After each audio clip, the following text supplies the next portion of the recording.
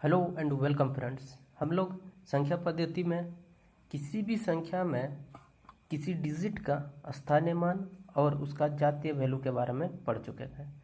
ठीक है, तो आज हम लोग पढ़ेंगे संख्याओं के प्रकार। मतलब क्या कि संख्याएं कितने प्रकार के होते हैं, मतलब वो संख्याएं तो होंगी लेकिन उनकी कोई नाम होगी, तो उन सभी को अलग अलग कैटेगरी में बांटा गया। सो उन सब के बारे में हम लोग पढ़ेंगे।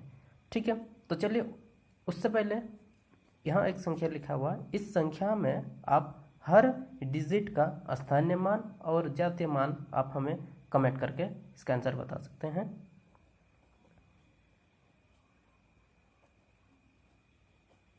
ठीक है, तो यहाँ जैसे एक संख्या लिखा है कि 2,45,897 है ना। तो इस संख्या का आप क्या कीजिएगा, इस संख्या में जितने भी डिजिट हैं, कितना है 2, 4, 5, 8, 9 और 7, इन सब का जातीय मान है कि नहीं।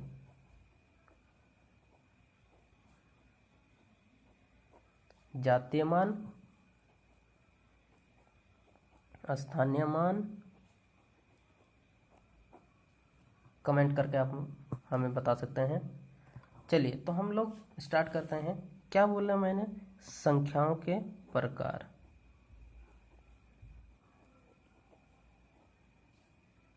इंग्लिश में क्या कहते हैं इसको, टाइप्स ऑफ नंबर।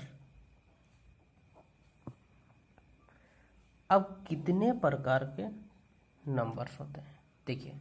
तो सबसे पहला क्या होता है आपका, प्राकृतिक संख्या, जो कि हर कोई जानता है। क्या है, प्राकृतिक संख्या या संख्याएं बोल दीजिए इसको। इंग्लिश में कहते हैं इसको नेचुरल नंबर।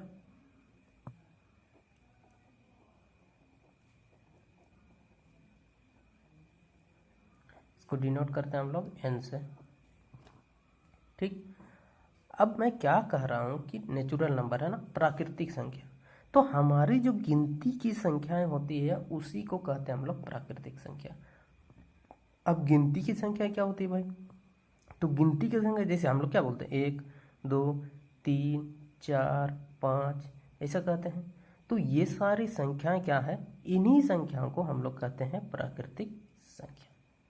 समझ में आ गया क्या, 1, 2, 3 हमारी जो गिनती की संख्या है उसी संख्या को हम लोग प्राकृतिक संख्या कहते हैं।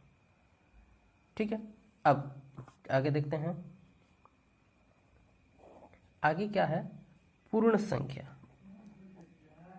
पूर्ण संख्या या संख्याएं बोलिए, इंग्लिश में बोलते हैं इसको होल नंबर। क्या कहते हैं इसको, होल नंबर। चलिए इसको हम लोग डब्लू दे देते हैं।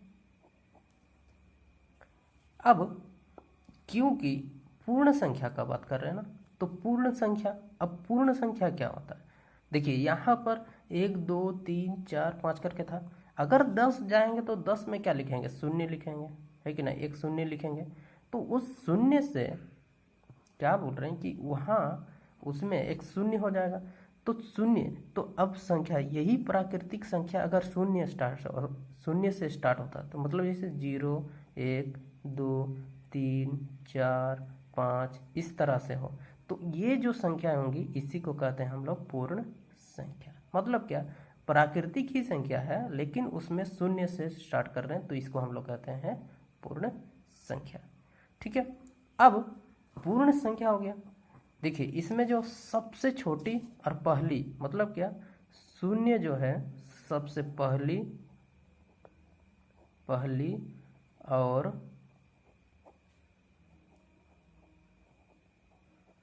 सबसे छोटी पूर्ण संख्या है।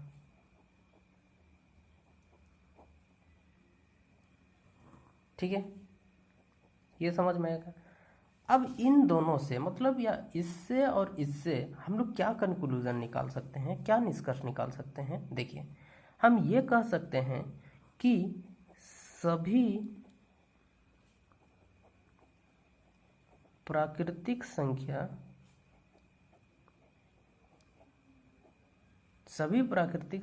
को पूर्ण संख्या कह सकते हैं।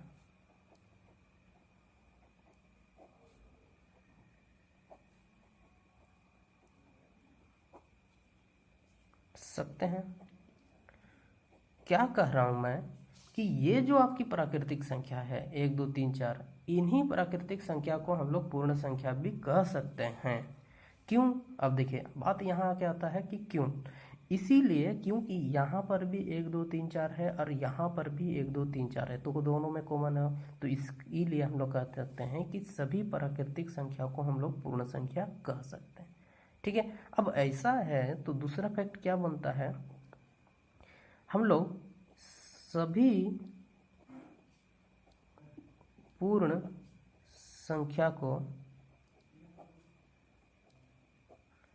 को प्राकृतिक संख्या नहीं कह सकते हैं।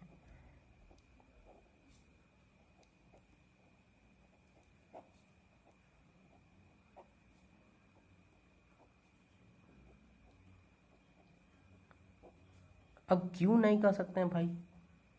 तो हम लोग कह इसलिए नहीं सकते क्योंकि प्राकृतिक संख्या में शून्य नहीं आता है। कितना से स्टार्ट होता है? 1 2 3 4 5 के, लेकिन पूर्ण संख्या में देखिए प्राकृतिक में शून्य नहीं आता है, लेकिन पूर्ण संख्या में आता है। इसीलिए हम लोग क्या कर सकते हैं, इस सभी को, है कि नहीं, इन सभी को हम लोग पूर्ण मतलब मैं क्या कह सकता हूँ कि ये सभी जो है पूर्ण संख्या, मतलब पूर्ण संख्या, सभी पूर्ण संख्या को प्राकृतिक संख्या नहीं कह सकते। क्यों?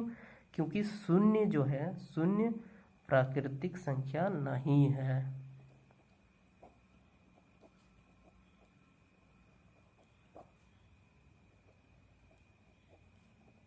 ना।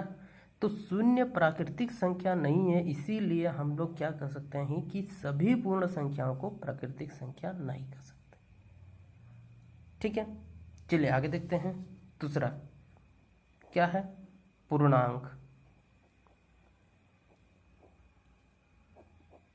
पूर्णांक संख्या जिसको इंग्लिश में कहते हैं इंटीजर नंबर।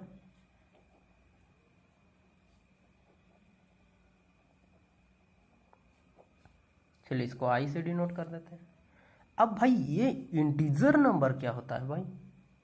तो ये समझने के लिए हम लोग क्या देखते हैं, जो भी आपका प्राकृतिक संख्या था, है ना, वो जितने भी सारे आपके प्राकृतिक संख्या थे उनके नेगेटिव मतलब क्या, ऋणात्मक, मतलब क्या, ऋणात्मक को लिखेंगे